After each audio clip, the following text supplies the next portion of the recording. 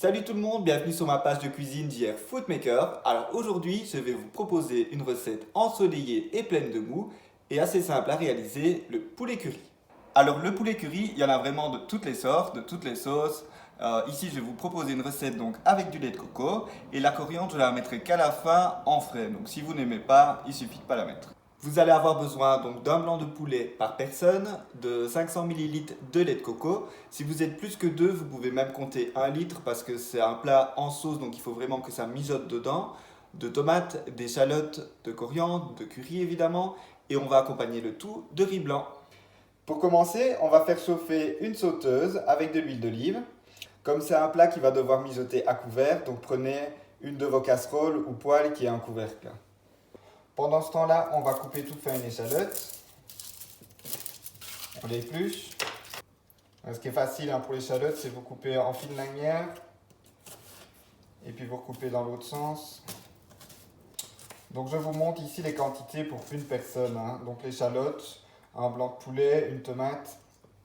Il y a juste le lait de coco, je suis obligé de mettre au moins 500 ml pour que ça baigne dedans. Donc c'est bon pour 2 personnes ça.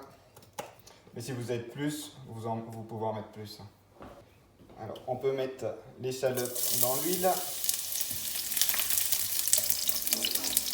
On va mettre aussi une gousse d'ail, je ne l'ai pas dit au début de la vidéo, je crois. Voilà, et pendant ce temps-là, on peut couper la poitrine de poulet en morceaux. On peut ajouter le poulet. On peut mettre du poivre, du sel. On peut mettre le curry. Alors moi, j'en mets déjà pas mal, mais c'est vraiment en fonction de votre goût. Et on peut ajouter le lait de coco. Donc ici, moi, je vais mettre la moitié. On mélange bien. On peut le couvrir. Et on porte le tout à ébullition et on le laisse mijoter au moins 30 minutes. Pendant ce temps-là, je vais couper ma tomate en petits cubes. On la garde de côté.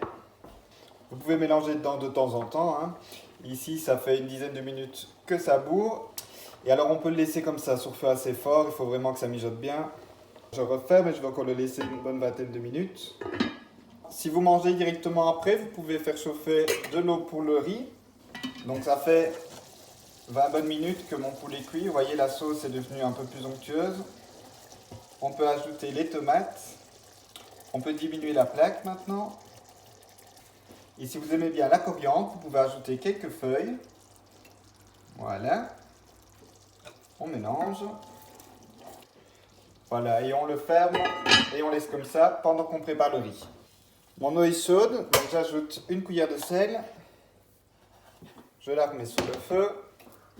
On peut plonger le riz. Alors moi je compte plus ou moins 60-70 grammes pour une personne. Voilà, on le laisse cuire une dizaine de minutes. Voilà, et pendant ce temps-là, vous pouvez préparer quelques petits dés de tomates si vous voulez et des feuilles de coriandre qu'on va ajouter comme ça au dernier moment sur le côté. Voilà, mon riz est cuit, je vais pouvoir les goûter. Voilà, tout est prêt, donc je vais pouvoir faire mon assiette. Je commence par le riz. On mélange bien dans le poulet avant de servir. Voilà, on peut terminer avec quelques tomates fraîches et quelques feuilles de coriandre. On met du poivre, de la fleur de sel.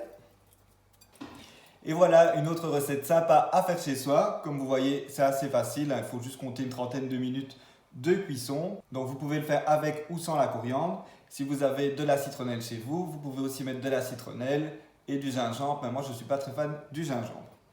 Voilà, donc on se retrouve bientôt pour d'autres recettes. Prenez soin de vous.